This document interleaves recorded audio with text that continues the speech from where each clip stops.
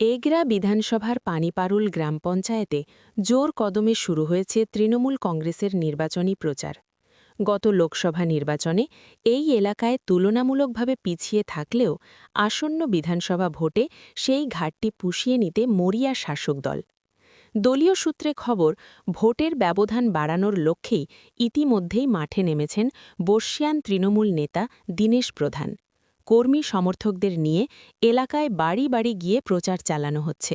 স্থানীয় স্তরে জনসংযোগ বাড়ানোর ওপরই জোর দিচ্ছে দল। দীনেশ প্রধান বলেন, পানিপারুল গ্রাম পঞ্চায়েতে আমরা এখন অনেকটাই এগিয়ে। আগের তুলনায় এবারে ব্যবধান আরও বাড়বে বলে আমরা আশাবাদী।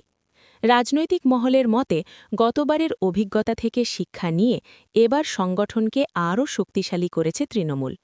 ফলে এই এলাকায় ফলাফল কতটা ঘুরে দাঁড়ায় এখন সেটাই দেখার। পূর্ব মেদিনীপুর থেকে অংশুমান পণ্ডার প্রতিবেদন।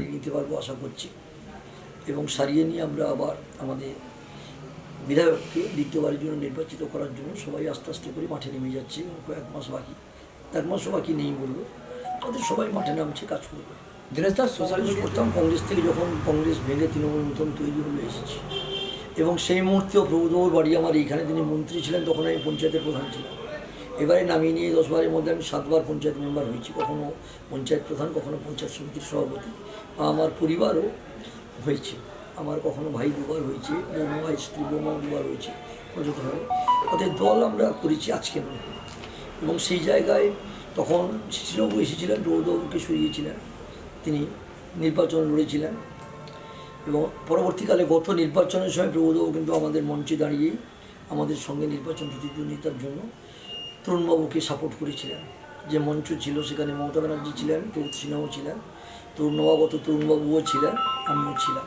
সেই জায়গায় আমরা কাজ করেছি এবং সেই জায়গায় কাজ করতে এসে আমরা একসঙ্গে কাজ করেছি এবং আমাদের প্রার্থী জিতেছিল।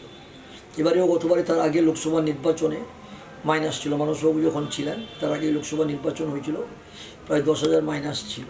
সেটা টপকে জেলার মধ্যেই তরুণবাবু 18,000 ভোট প্লাস নিয়েছিলেন, নতুনটি ছিল। কোনো কারণে লোকসভাটা এবারে কমেছে, তার জন্য আমরা দুঃখিত। জুনমালিয়া ভালো প্রার্থী ছিল, আরও হলে ভালো হতো, যাকে কোনো কারণে হয়েছে, দল চেঞ্জ আদার, সেটা কোনো কারণে